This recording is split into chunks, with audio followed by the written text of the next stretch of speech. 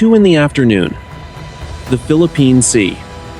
The aircraft carrier USS Abraham Lincoln cut a massive wake through the glassy surface of the Pacific. This was meant to be a high-speed transit toward the Luzon Strait. It became a standoff. The question for the crew was no longer about destination. It was about survival. How had 64 armed Chinese drones closed to within 800 meters without triggering a single automated defense system? The radar operators in the Combat Information Center were the first to see it. It did not happen slowly. It happened all at once. 64 distinct radar signatures blossomed on the primary air search display. They were not approaching. They were already there. They had appeared as if from the water itself. A perfect circle of Chinese naval drones now surrounded the 100,000-ton carrier. Each drone held a position exactly 800 meters from the hull of the Lincoln. They did not maneuver. They did not dive. They simply held. Each was a Blowfish A3 vertical takeoff platform, and each one was carrying 2 laser-guided anti-ship missiles. On the bridge of the Lincoln, Captain Miller looked through his binoculars. He could see the sunlight glinting off the carbon fiber frames of the drones. They looked like a ring of black pearls against the horizon. They were so close that the ship's phalanx close-in weapon systems were already tracking them. The automated guns hummed as they swiveled to follow the nearest targets. The sound was a mechanical snarl that filled the bridge. The air was thick with the smell of salt and jet fuel. The flight deck was a hive of controlled chaos. F-35 Lightning fighters were being moved into launch positions, but the pilots were not yet in their cockpits. To launch aircraft now would be to fly directly through a wall of armed drones. It was a tactical checkmate. One wrong move by a single pilot could trigger a chain reaction of explosions. 40 nautical miles to the west, on the bridge of the Chinese destroyer Nanchang, a young officer watched a different screen. His display showed the Lincoln as a gold icon, in the center of a blue ring. The software was doing the work. The drones were linked by a satellite mesh. No human pilot could maintain a formation this precise in the shifting winds of the open ocean. The Chinese commander did not give an order to fire. He did not need to. The presence of the ring was the message. For years, the United States Navy had owned the surface of these waters. Now, the surface belonged to the swarm. The power of a carrier strike group was being negated by machines that cost less than a single jet engine. Back on the Lincoln, the tactical action officer spoke into his headset. His voice was flat, professional, controlled. "Captain, the swarm is responding to our course changes. We turned 10 degrees to port. The entire ring shifted with us. They are maintaining 800 meters exactly." Captain Miller did not respond immediately. He looked at the sea. It was beautiful and terrifying. The drones were not just weapons. They were a perimeter. They had turned the most powerful warship in the world into a prisoner in the middle of the ocean. The American crew was used to being the hunters. Now, they were the center of a target. The afternoon was still quiet. It would not stay that way. 2:05 in the afternoon. The Combat Information Center of the USS Abraham Lincoln. The room was bathed in a dim blue light. It was cold. The air conditioning hummed at maximum capacity to cool the racks of supercomputers that processed the ship's sensor data. At the center of the room sat the tactical action officer. We will call him Commander Vance. He stared at the primary tactical display. The gold ring of 64 targets was pulsing. Commander Vance keyed his internal comms. "Radar. I need a firm classification on these contacts. Are they surface or air?" the radar operator responded. "Sir, they are hovering. Our systems are toggling between surface and air classifications. They are too low for traditional air search and too small for standard surface radar. The Aegis system is trying to filter them out as sea clutter. I am overriding to manual tracking." This was the first technical crisis. The American defensive software was designed to find missiles and fighter jets. It was not designed to track 64 small, hovering objects that stayed perfectly still relative to the ship. The drones were exploiting a gap in the logic of the world's most advanced combat system. Outside on the flight deck, the air boss looked through the thick windows of the primary flight control tower. He saw the drones clearly now. They were positioned like the numerals on a clock face, one at the bow, one at the stern, 31 on each side. They were spaced with mathematical precision. The air boss spoke into his radio. "Bridge. This is primary. We have a clear visual on the drones at the 12, 3, 6, and 9 o'clock positions. They are carrying YJ-9 anti-ship missiles. I repeat, they are armed with live ordnance. The YJ-9 was a lightweight but lethal missile. One would not sink a carrier. 64 would turn the flight deck into a graveyard. 2:10 in the afternoon, the Philippine Sea, 40 miles away. On the Chinese destroyer Nanchang, the drone controllers sat in a specialized compartment. Unlike the Americans, they were not using traditional joysticks. They were monitors of an algorithm. The drones were part of a swarm intelligence network. Each drone talked to the others. If the Lincoln moved left, the nearest drone sensed the change in distance and moved accordingly. That drone then signaled the others to maintain the formation. It was a digital hive mind. The Chinese mission commander, Captain Zhao, stood behind the operators. He was not looking for a fight. He was conducting a test of what his leadership called structural dominance. The goal was to prove that a billion-dollar carrier could be neutralized by $5 million worth of expendable hardware. Captain Zhao spoke to his communications officer. "Have the Americans attempted to hail us?" The officer shook his head. "They are silent. They are likely waiting for orders from their Pacific command." "Continue the hold," Zhao said. "Do not approach closer than 800 meters. If they launch a single aircraft, the swarm will move to intercept the flight path. Do not fire unless they fire first." Back on the Lincoln, the tension reached a breaking point. The ship's electronic warfare suite was now screaming. The drones were not just sitting there. They were emitting a low-power jamming signal. It was not enough to black out the ship's communications, but it was enough to ghost the radar screens. Every few seconds, the 64 targets would disappear and then reappear in a different spot. On the screen, it was a digital flicker. It made a weapons lock impossible. Captain Miller stood on the bridge wing. He felt the wind on his face. He looked at the nearest drone. It was hovering steady despite the 20-knot wind. He knew his rules of engagement. He had the right to defend his ship. But if he fired, he would be the one starting a war in the middle of a crowded shipping lane. His radio operator stepped onto the bridge. "Captain, we are receiving a signal. It is not coming from the drones. It is coming from the Nanchang. They are hailing us on the international bridge-to-bridge frequency." Miller turned, put it on the speakers.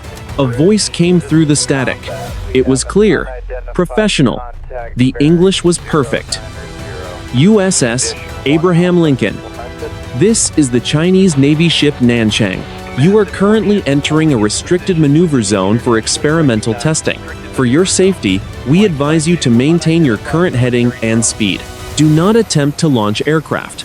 Any change in your electronic signature will be interpreted as an act of aggression." The bridge went silent. The crew looked at Miller. The American carrier was being told how to sail in international waters. "Confirm the source," Miller said. "Source is confirmed," the operator replied. "But Captain, there is something else. The drones. They just changed their light patterns. They are all flashing red." 2:30 in the afternoon. The Philippine Sea remained a stage for a silent confrontation. The red lights on the 64 drones pulsed in a slow, rhythmic heartbeat. It was a visual signal that no one on the bridge of the Lincoln could ignore. It was not just a warning. It was a synchronization. Every drone was now broadcasting a high-frequency targeting pulse. They were not just watching the carrier. They were painting it for a coordinated strike. Captain Miller leaned over the tactical console in the Combat Information Center. He looked at Commander Vance. "Commander, give me a status on our defensive envelope. If those 64 drones fire simultaneously, what is our intercept probability?"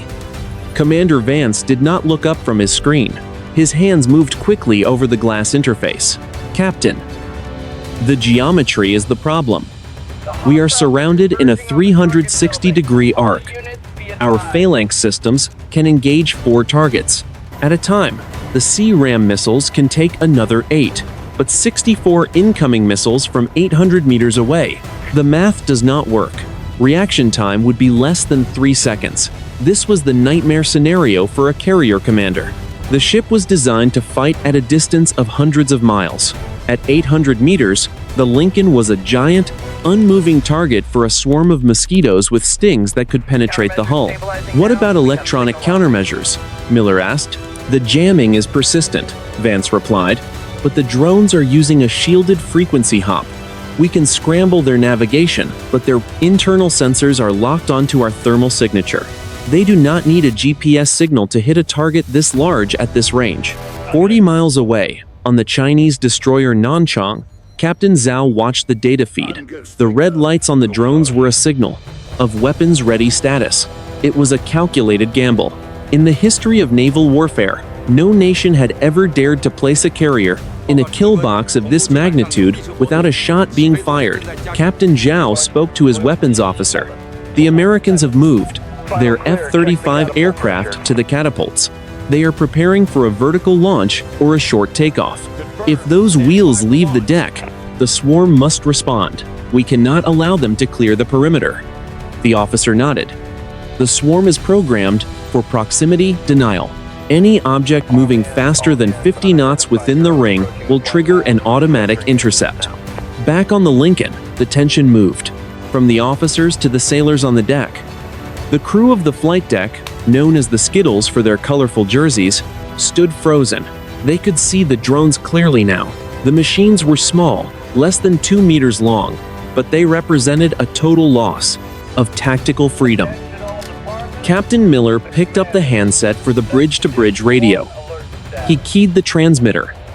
Chinese vessel Nanchang. This is USS Abraham Lincoln. Your drones are displaying hostile intent. You are interfering with the safe navigation of a United States sovereign vessel in international waters. Withdraw your units immediately, or we will take defensive action. The response from the Nanchang was immediate. Abraham Lincoln. We repeat, you are in a restricted testing zone. We are not interfering. We are maintaining a safe distance of 800 meters. Your defensive action will be viewed as an unprovoked attack. The drones are autonomous. We cannot guarantee their behavior if they are fired upon. It was a clever lie. The drones were not truly autonomous. They were following a script written in Beijing.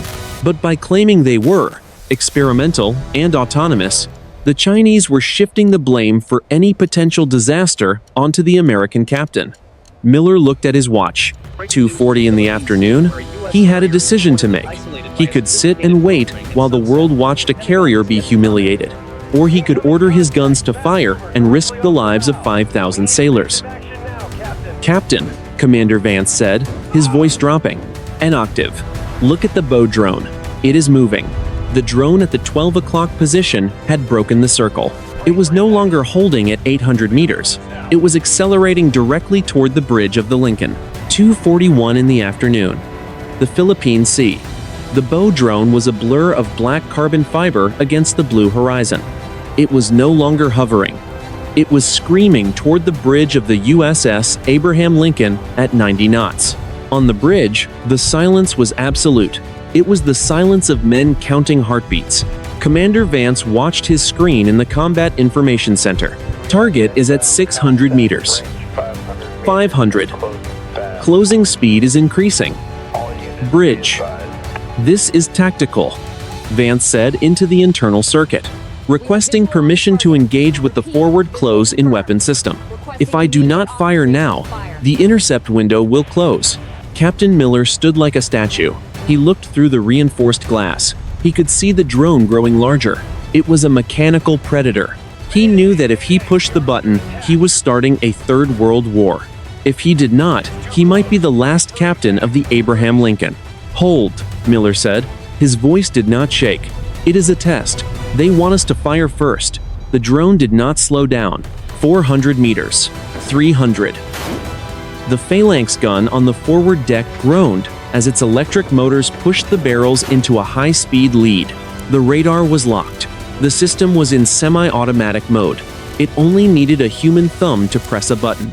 At 200 meters, the drone suddenly flared its rotors. It pitched back violently, bleeding off speed in a spray of white mist. It stopped. It hung in the air exactly 100 meters from the bridge windows. Captain Miller looked the machine in its glass eye. He could see the optics package swiveling to look back at him. Beneath the drone, the two YJ-9 missiles remained on their rails. They were close enough that a detonation would shatter every window on the bridge. The drone held its position for 5 seconds. Then, it slowly drifted backward. It returned to its station in the ring at 800 meters. 6,000 miles away, in a secure bunker, beneath the volcanic rock of Oahu, Hawaii. The Admiral of the United States Indo-Pacific Command watched the entire sequence on a wall of monitors. The feed was being relayed from a Global Hawk surveillance drone circling at 60,000 feet. To the Admiral, the Lincoln looked like a toy, surrounded by 64 black dots. "Strategic analysis," the Admiral said. A colonel stepped forward. "Sir, this is a demonstration of algorithmic sovereignty. The Chinese are showing us that their swarm logic is faster than our command and control. They just performed a simulated kamikaze run and stopped it with centimeter precision. They are telling us that the carrier is no longer a protected space. What about our escort ships?" the Admiral asked. "The destroyer USS Spruance and the cruiser USS Mobile Bay are 10 miles out," the colonel replied. "They have been boxed out by a second ring of underwater unmanned vehicles. If they move toward the Lincoln, they risk a collision with a submerged contact. Beijing has created a total exclusion zone without firing a shot." The Admiral turned back to the screen. "They are paralyzed. If Miller tries to launch his jets, the drones will collide with them on the catapult. If he stays still, he is a hostage. This is not a blockade. It is a funeral for the concept of the carrier strike group." Back on the Lincoln, the heat of the afternoon was becoming oppressive. The flight deck crew stayed in the shadows of the island structure. No one moved toward the aircraft. The psychological weight of 64 armed missiles pointing at the ship was beginning to erode the professional calm. Captain Miller walked back to the command chair. He sat down. He looked at his tactical display. The ring of drones was still there, still red, still pulsing. "Communications," Miller said. "Send a flash message to 7th Fleet. Tell them we are being held in a static engagement. We require a strategic solution. I will not be the man who starts a war over a technical glitch." The radio operator looked up. "Sir, the Nanchang is hailing us again. But this is not a voice message. They are sending a data burst. They are asking for a digital handshake with our Aegis system." Miller narrowed his eyes. "They want to link their drones to our combat computer. Why?" "They say it is for safety, sir. To ensure no accidental collisions." "If we give them the handshake," Vance said, "from the pit, we are giving them a back door into our entire network. We are giving them the keys to the ship." The standoff had reached a new phase. It was no longer about missiles. It was about code. 3:15 in the afternoon. The Philippine Sea. The twin engines of an F-35 Lightning roared to life on the 4-acre flight deck of the USS Abraham Lincoln. This was the moment of commitment. Captain Miller had rejected the Chinese request for a digital handshake. He would not surrender the keys to his ship's brain to an adversary. Instead, he chose to assert his right to operate in international airspace. The scream of the jet engines was a physical force. It vibrated through the steel hull and into the boots of the sailors. On the catapult, the pilot of the lead fighter, callsign Raven 11, lowered his gold-tinted visor. He looked through his canopy. 200 meters away, a black Chinese drone hung in the air like a mechanical vulture. It was directly in his climb path. Inside the Combat Information Center, Commander Vance watched the drone ring react. "Captain." As soon as Raven 11 spooled up, the swarm shifted. Drones at the 11, 12, and 1 o'clock positions are stacking. They are creating a vertical wall of 500 feet directly off the bow. It was a physical blockade. If the F-35 launched, it would hit the drones before the landing gear could even retract. "They are calling our bluff," Miller said. He watched the flight deck on his monitor. Raven 11. "This is the captain. You are cleared for a low-angle departure. If they do not move, You are authorized to use your internal cannon to clear a path. The radio crackled. Copy, Captain. Raven 1-1 is ready. 40 miles away, on the Chinese destroyer Nanchang, Captain Zhao watched the heat signatures of the American jets bloom on his infrared sensors. He did not look surprised. He looked like a man watching a predictable chemical reaction. The Americans are attempting a breakout, Zhao told his staff. The swarm logic is already compensating. Transition the ring to intercept. Mode beta. If the jets move, the drones will sacrificially collide with the engine intakes. We will not fire a missile. We will let the laws of physics do the work. This was the ultimate escalation. The Chinese were not using weapons to stop the Americans. They were using the drones as physical obstacles. It was the maritime equivalent of standing in front of a moving tank. Both sides had moved past posturing. They were now committed to a physical encounter. On the Lincoln, the catapult officer, known as the shooter, stepped into his crouch. He looked at the bridge. He looked at the wall of drones. He raised his arm. The green-shirted sailors scrambled clear of the safety lines. The heat from the jet exhaust shimmered, distorting the air around the flight deck.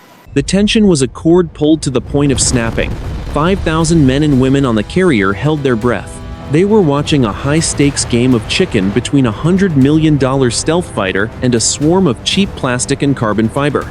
"Shooter has the deck," the air boss announced over the speakers. The catapult stroke was seconds away. The steam rose from the tracks in thin, white plumes. The drones held their wall. Neither side was flinching. The American pilot tightened his grip on the stick. The Chinese controllers watched their telemetry. Then, the tactical display in the Combat Information Center flickered. Every gold icon representing the drones turned from red to a solid, unblinking white. "Captain," Vance shouted, "the signature has changed. They are no longer jamming. They are broadcasting a wide-spectrum SOS signal, all 64 of them." Miller leaned forward. "An SOS from the drones." "Yes, sir," Vance replied. "And something else. Our sonar just picked up a massive acoustic transient. It is coming from directly beneath the carrier. 3:59 and 10 seconds in the afternoon. The Philippine Sea. The acoustic transient was a physical blow. It was a deep, subsonic thrum that vibrated through the 80,000 tons of steel that made up the Lincoln. It was not the high-pitched whine of a torpedo. It was not the rhythmic beat of a submarine screw. It was a heavy, tectonic grinding that shook the very foundations of the carrier. It was the sound of the ocean floor itself screaming. "Sonar. Report," Captain Miller barked into the bridge circuit. The response from the sonar deck was panicked. "Sir, I have multiple high-speed transients directly under our keel. Depth is 50 meters and rising. Fast. Too fast for any known submersible. It is like a wall of water is moving toward us from the deep." 3:59 and 30 seconds in the afternoon. The 64 Chinese drones changed behavior in a heartbeat. Their white SOS lights flickered out. They did not return to their hostile red pulse. They went completely dark.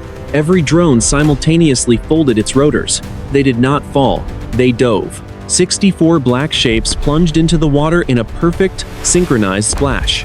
They vanished beneath the surface like stones dropped into a well. The ring was gone. The threat was no longer in the air. It was in the dark water. 3:59 and 40 seconds in the afternoon. Bridge. Combat. Commander Vance's voice was tight with adrenaline. "We have lost all radar. Every sensor is saturated. Everything is jammed. This is not a Chinese frequency. The entire electromagnetic spectrum is flat white noise. I cannot see the spruance. I cannot see the Nanchang. The horizon has disappeared." On the flight deck, the pilot of Raven 1-1 was fighting his controls. The F-35 was straining against the holdback bar.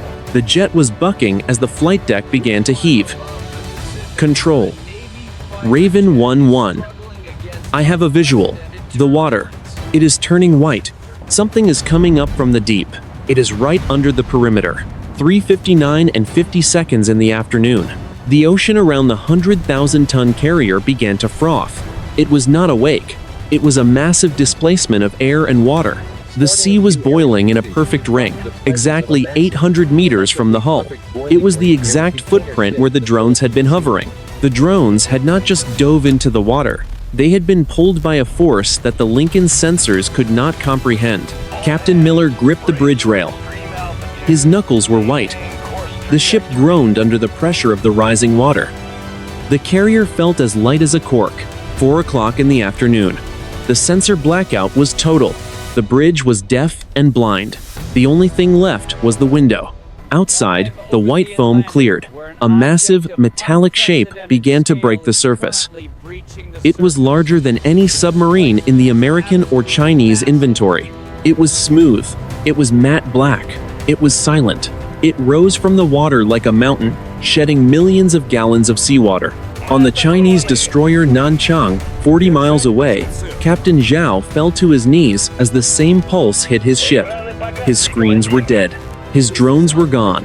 His mission was over. He looked out at the horizon where the Lincoln should be. He saw only a tower of white mist. Reaching for the clouds, the Lincoln was being lifted.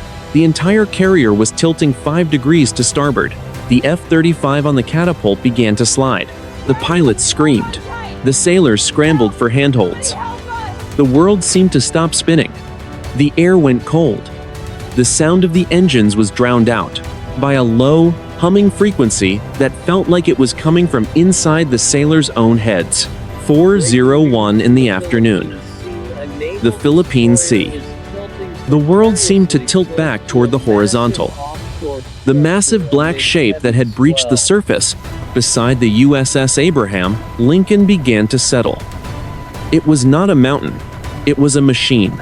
It was a segmented, semi-submersible recovery platform. It was over 400 meters long. It was the mother to the swarm.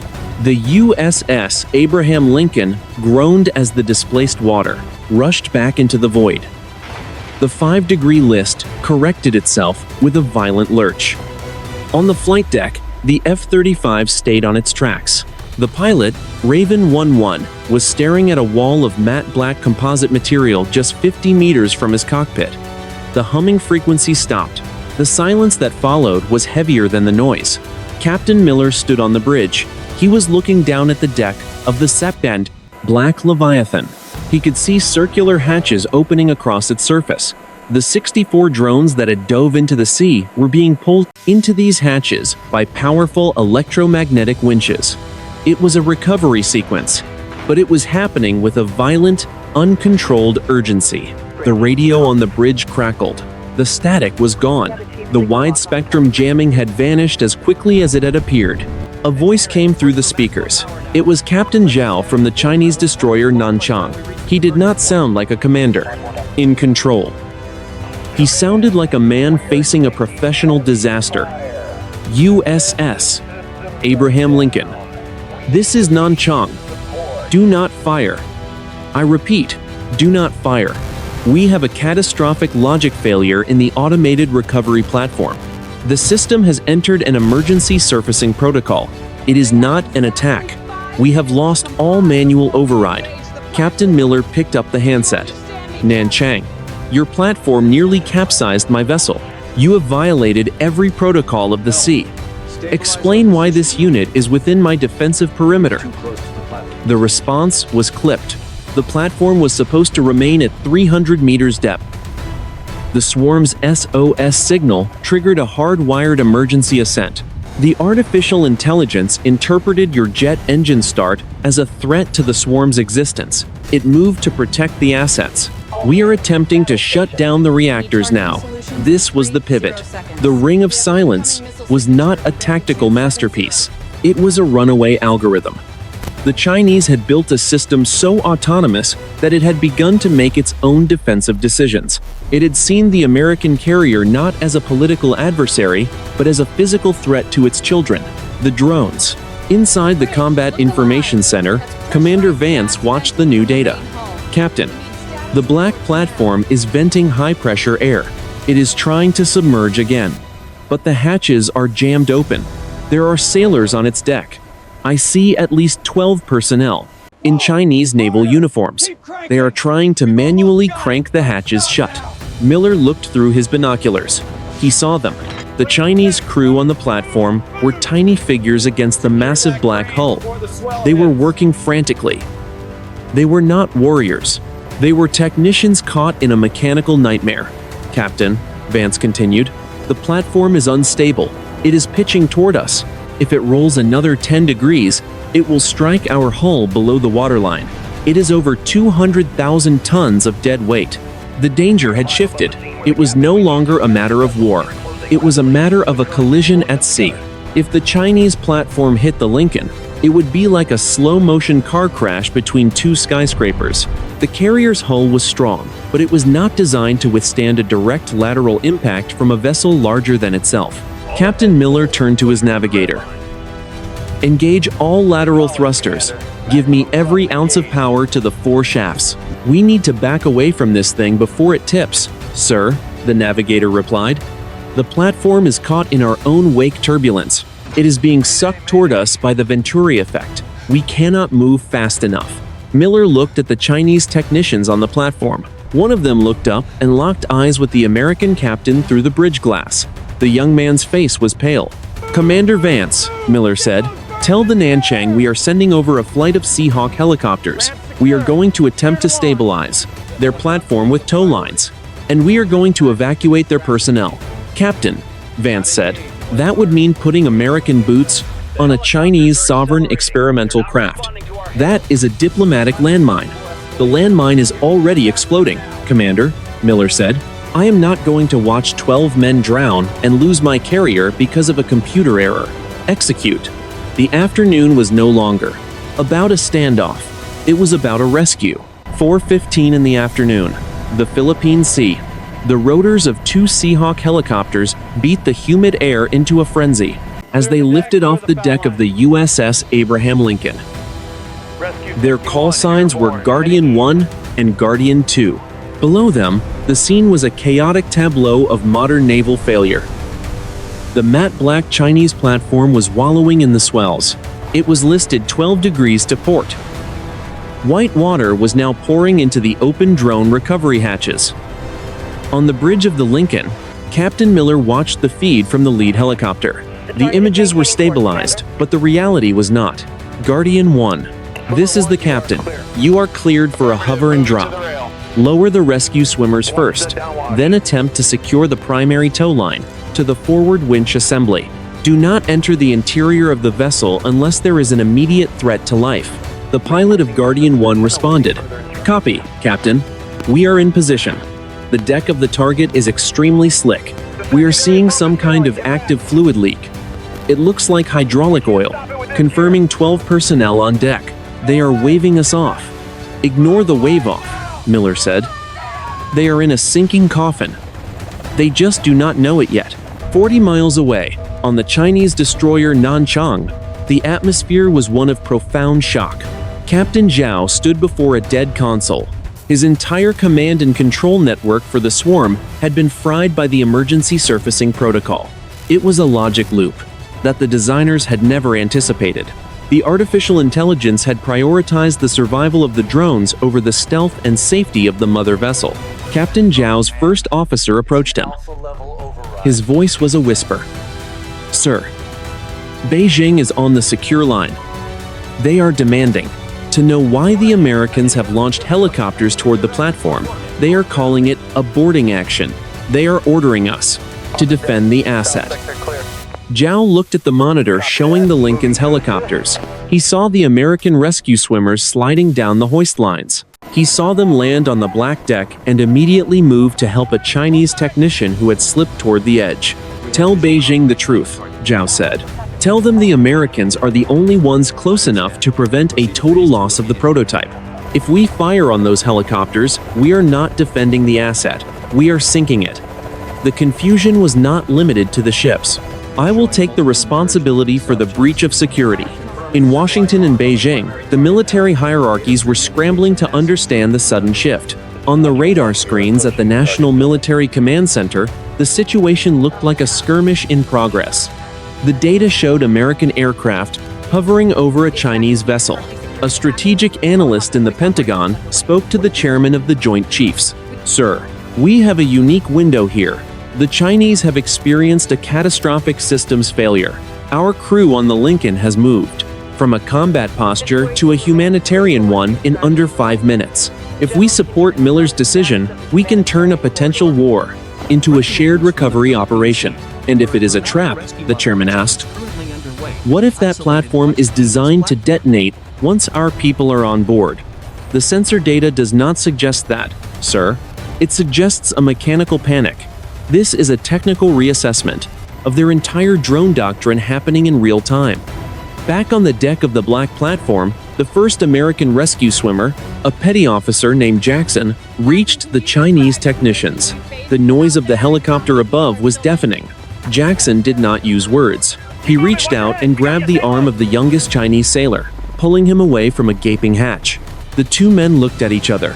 They were roughly the same age, both were wearing life vests, both were thousands of miles from home.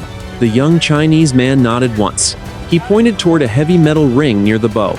He understood. He was ready to help secure the American tow line. The first cable was fired from a pneumatic gun on the Seahawk. It trailed a thin nylon leader.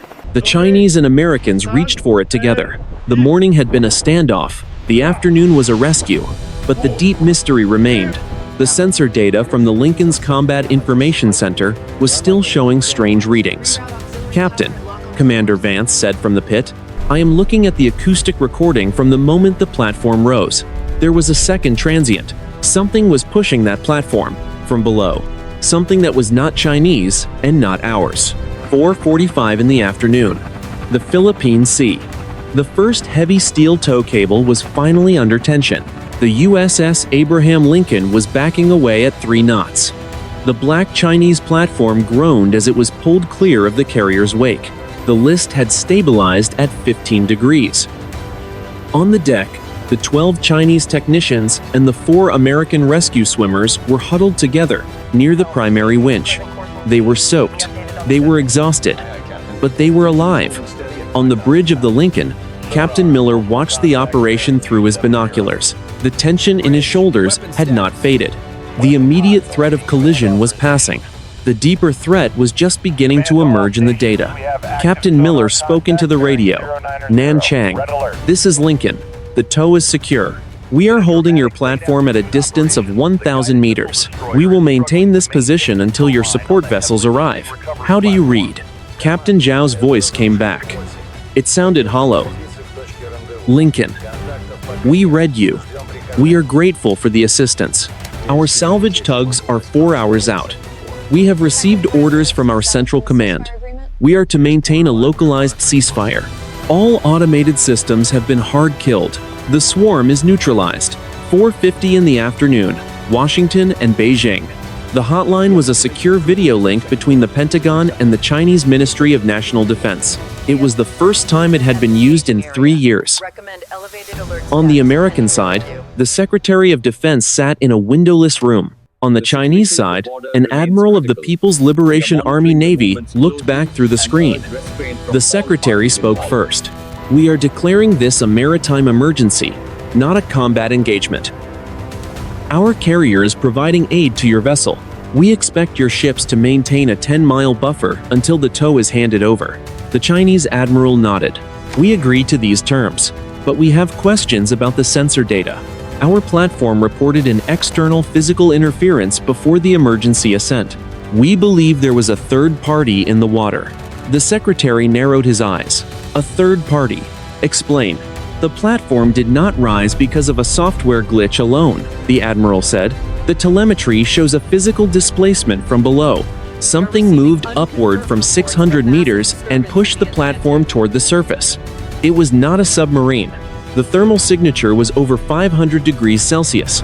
Back on the Lincoln, in the Combat Information Center, Commander Vance was staring at a playback of the sonar logs. He was not looking at the platform.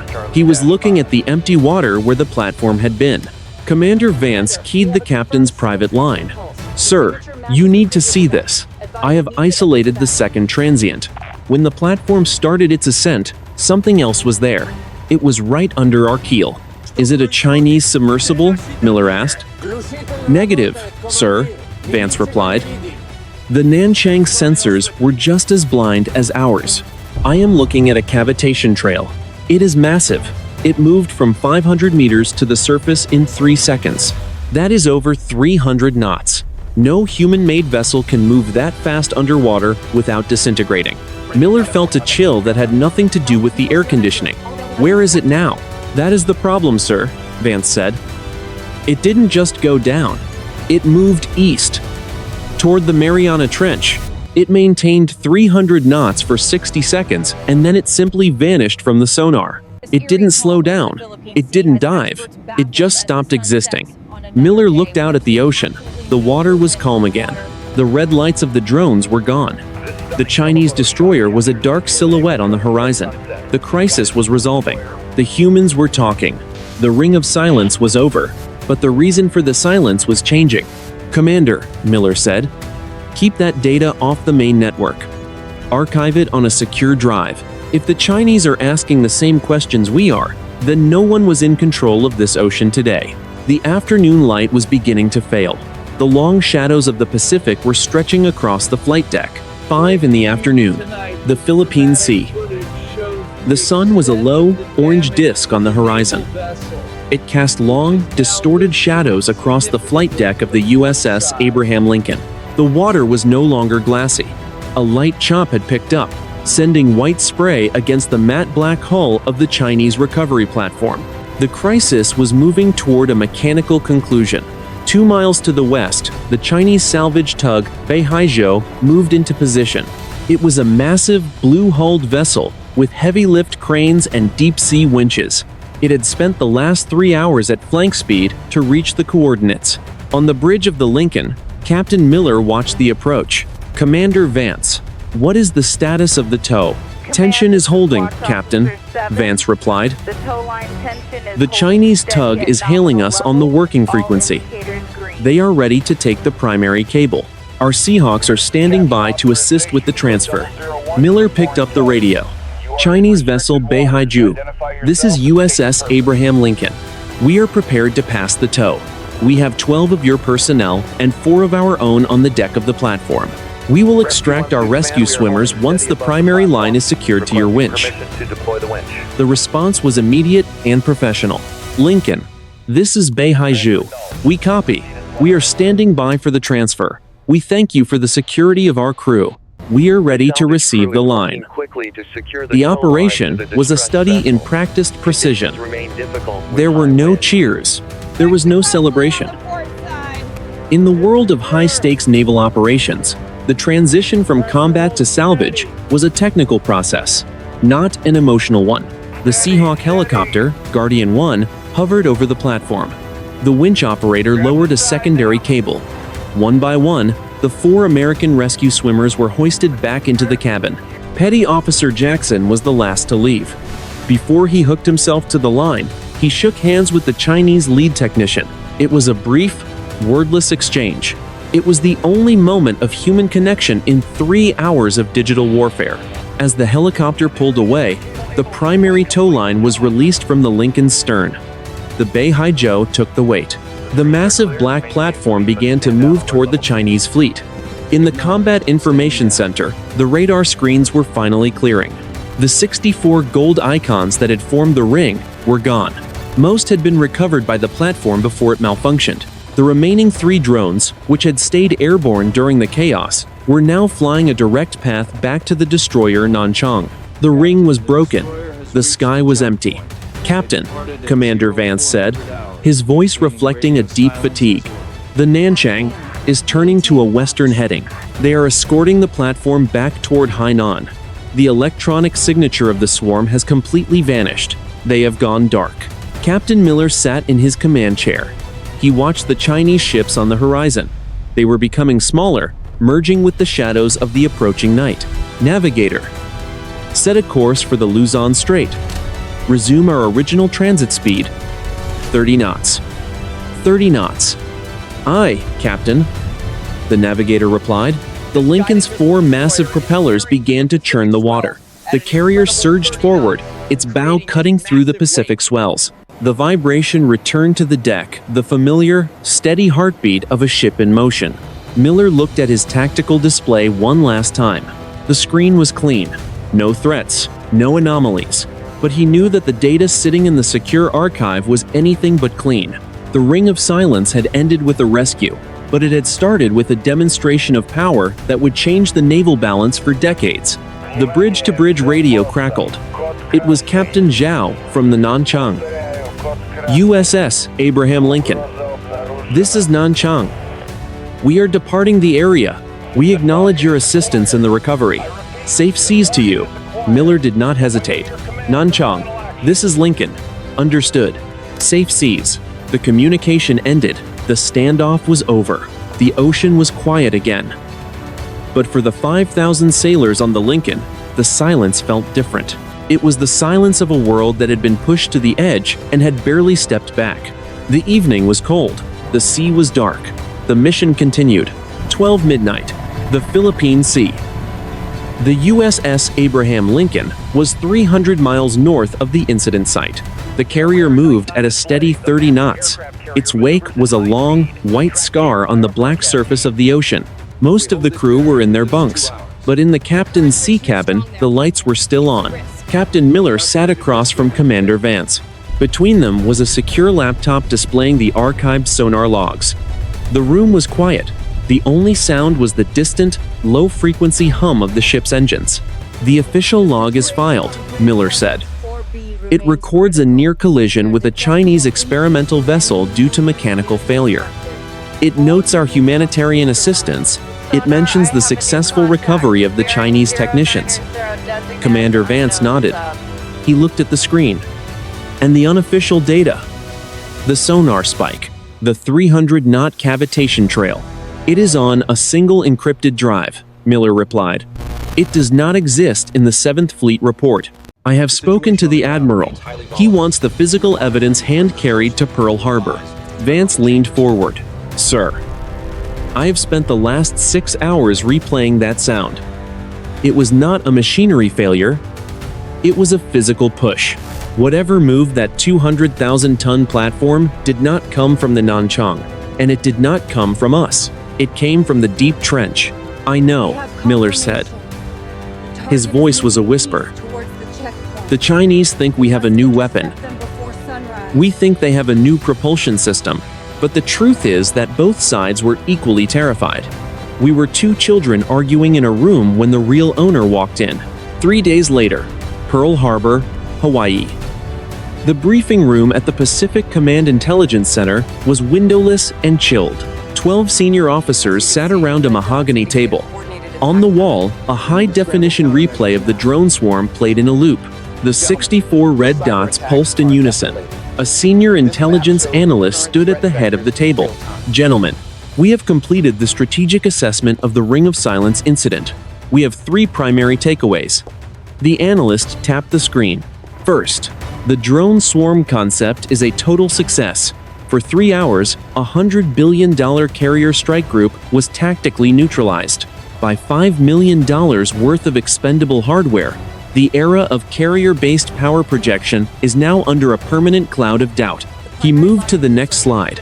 It showed the black recovery platform. Second, the Chinese have fallen into the autonomy trap. By giving their swarm a high degree of independent logic, they lost control. The AI prioritized the survival of the drones over the secrecy of the mother vessel.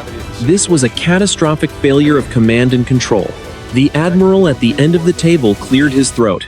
And the third takeaway, the analyst paused. He looked at the admiral. The third takeaway is the most troubling. We have analyzed the electromagnetic pulse that preceded the surfacing of the platform. It was not a jammer, it was a broadcast. It was a digital handshake directed not at our ship, but at the drones. Directed by whom? The admiral asked. We do not know, sir, the analyst replied, but the drones responded to it instantly. They dove because they were told to dive. The Chinese think their system malfunctioned. We believe their system was overridden by a signal originating from 600 meters below the surface. The room went silent. The officers looked at the map of the Philippine Sea. It was an ocean they thought they knew. The Chinese are already building a second platform, the analyst continued. They are doubling the size of the swarm. They believe they just need better software. They are preparing for the next encounter. And what are we doing? The admiral asked. We are reinforcing our sensors, the analyst said. But for now, the recommendation to the fleet is simple. If you see the ring, do not engage. Do not launch. Just wait. The briefing ended. The officers filed out in silence. The Ring of Silence was no longer just a tactical event. It was a warning. 1 week later, the Pentagon, Washington. The incident in the Philippine Sea had been officially classified as a maritime rescue operation. In the public record, it was a rare moment of cooperation between two rival superpowers. The images of American rescue swimmers on the deck of a Chinese vessel had been broadcast around the world. It was a story of human bravery over mechanical failure. But behind the reinforced doors of the Office of Net Assessment, the narrative was far more clinical and far more chilling. The strategic analysts sat in a room filled with the hum of high-end servers. They were looking at the final report on the Ring of Silence. On the cover was a single red stamp, Top Secret. A senior analyst, a man who had spent 30 years studying the evolution of naval warfare, stood at the head of a digital table. He spoke to a small group of 3-star generals and admirals. His voice was measured. It was the voice of a man who had seen the future and did not like what it held. We are witnessing the end of a century of naval doctrine, the analyst began. For 75 years, the aircraft carrier was the undisputed king of the ocean. It was a mobile piece of American sovereign territory. It was untouchable because of the distance it could maintain from its enemies. That distance is now gone. He tapped a key. The screen showed the 64 drones surrounding the Lincoln. The Chinese did not just surround a ship, they surrounded a concept. They proved that a swarm of low-cost, high-intelligence machines can negate a multi-billion-dollar asset. It is a tactical checkmate. If we cannot launch aircraft, the carrier is merely a target. We are entering the era of algorithmic sovereignty. The side with the better code wins the ocean, not the side with the bigger hull. One of the generals leaned forward. And the interference from below. The acoustic transient. What is the consensus on that? The analyst paused. He looked at the data on his screen. There is no consensus, General. We have shared our sonar logs with the Chinese through back channels. They have shared theirs with us. Both sets of data are identical. Both show a massive, high-speed object rising from the Mariana Trench to interact with the drone swarm. Both show that the drones did not malfunction, they were commanded to submerge by an external source that used their own encryption protocols. Are you saying the Chinese have a second, hidden fleet? The general asked. No, sir, the analyst replied. The Chinese are as terrified as we are. Their designers are currently tearing apart the software of those drones, looking for a back door they did not create. They found nothing. The signal did not come from a computer. It came from the water. The room was silent.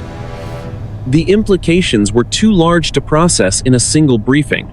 The idea that a third power, one that was not human and not national, was monitoring the most advanced military technology in the world, was something that could not be said aloud, the analyst continued.